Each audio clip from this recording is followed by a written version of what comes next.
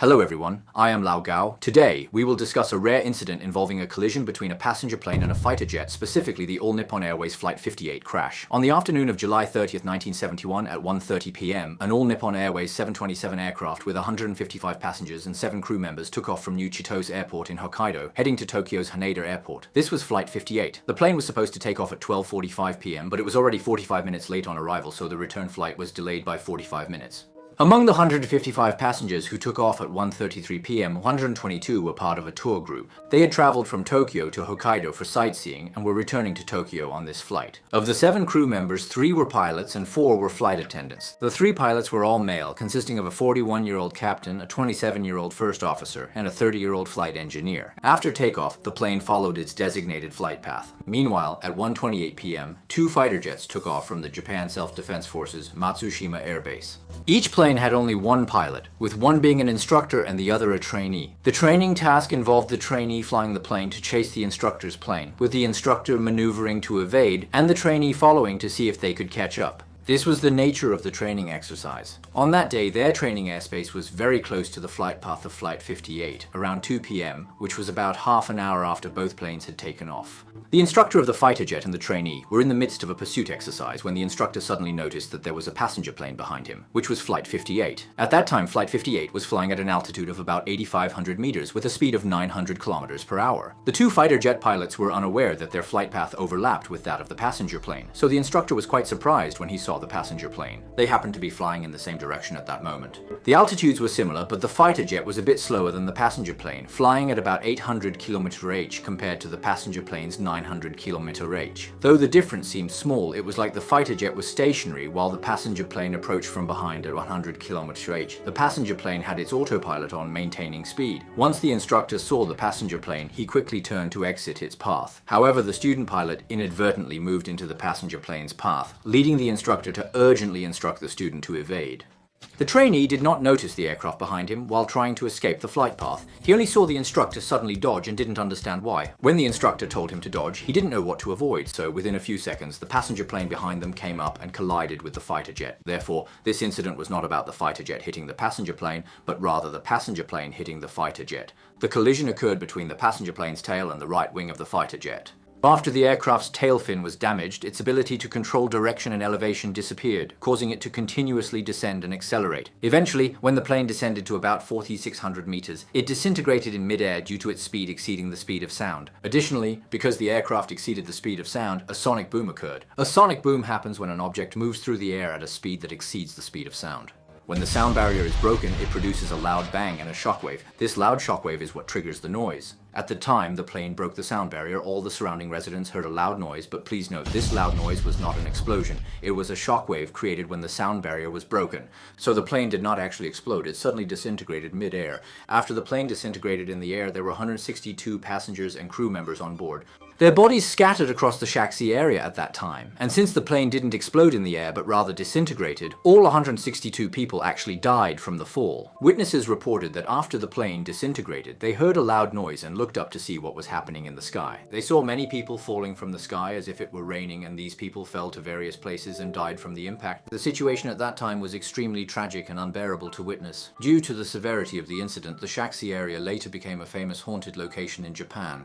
It is said that the place is haunted by many ghosts, and at that time a huge piece of the plane fell directly onto the roof of a residential house, crashing through and injuring an 81-year-old woman inside. This accident resulted in 162 deaths and 1 injury, with the injured being the elderly woman. On the other hand, the fighter jet that collided with the passenger plane had its right wing damaged, causing it to spin and descend rapidly. The trainee in the fighter jet initially tried to pull the ejection handle to escape, but due to the plane's rapid spin and the strong centrifugal force, he was unable to reach the handle. Additionally, the rate of descent was excessively rapid and he was firmly pinned to the seat, unable to reach the handle. He believed he was doomed, but then the aircraft's canopy unexpectedly flew off and he was exposed. He then unbuckled his seatbelt and ejected, or rather, he naturally flew out. Fortunately, he had a parachute, so he parachuted to safety. The fighter jet, however, crashed directly into the civilian area below. This was seen as one of the most tragic air disasters in Japan's domestic aviation history. After the accident, relevant organizations investigated and found both the Air Force and civil aviation at fault. During the investigation, it was discovered that the Air Force didn't know their training area overlapped with civil aviation space. The training airspace that day wasn't decided by the instructor. Someone specifically responsible for management from above decided this. The manager didn't realize the airspace overlapped with civil aviation and submitted the plan for higher level review. Each review level failed to notice the overlap between the training area and the civil aviation route, so it got approved. This was a serious human error, and there was also a major violation by the Air Force. According to aviation control rules, the Air Force training area should not exceed 7,600 meters, but their collision happened at 8,500 meters, meaning their training aircraft reached a place they shouldn't have been.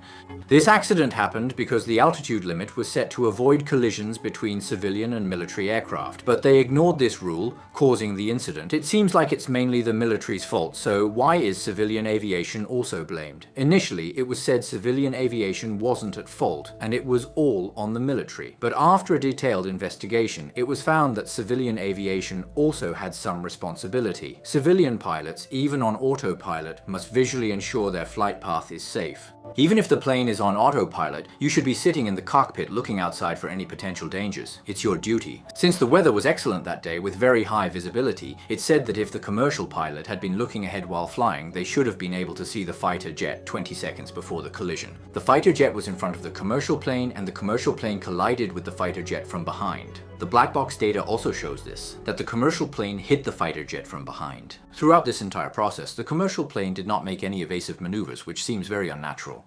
Subsequently, it was mentioned that the captain could have potentially observed something approximately 7 seconds prior to the collision. This is because it was uncovered that the aircraft had transmitted a radio signal 7 seconds before the crash occurred. This particular radio signal was intended for communication with the ground through a radio phone, yet the captain remained silent, suggesting that he was pressing the button at that moment. He might have perceived something, but he did not manipulate the control stick. Nevertheless, if the captain had pressed this button, the sounds within the aircraft could have been transmitted via the radio.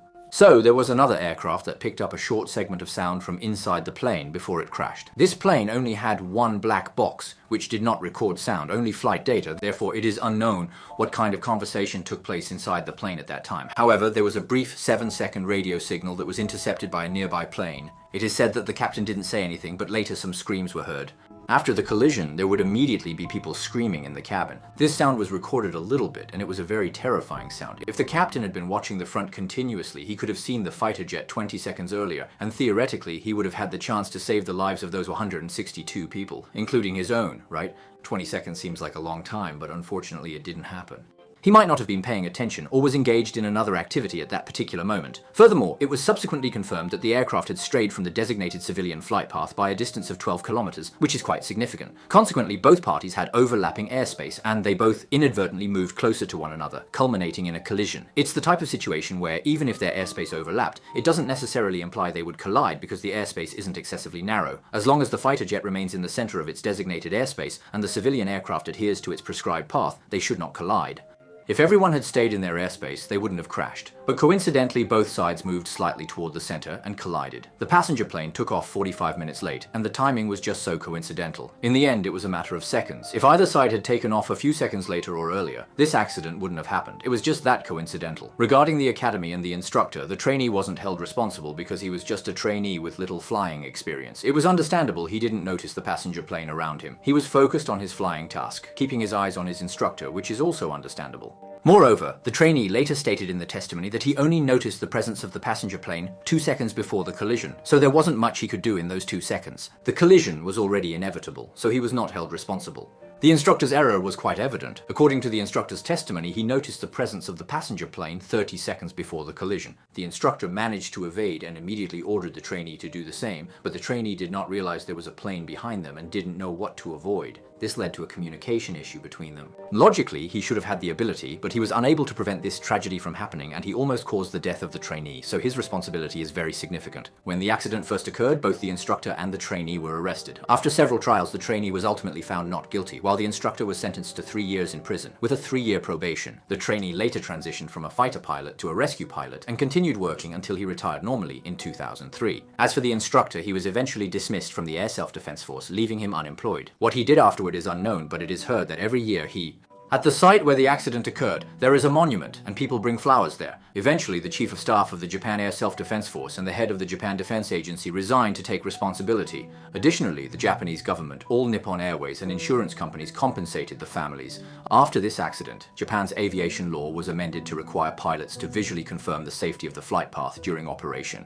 Ensure the safety of the flight path. Then, clearly distinguish between the airspace of the military and that of civil aviation so they never overlap and are relatively far apart, ensuring no one will encounter each other. Now, part of the wreckage of this plane is displayed in the Safety Education Center of All Nippon Airways. All flight attendants and aviation personnel who undergo safety training in this building will see this tragic incident. As a gentle reminder for all aviation personnel to consistently prioritize safety, this is the air disaster we discussed today. Although it occurred quite some time ago, I sincerely hope everyone involved in traffic or production safety remains vigilant. Every decision and action you undertake can significantly impact numerous lives. I extend my deepest respect and heartfelt gratitude to those who diligently work in this field. Let's conclude for today. See you next time. Goodbye.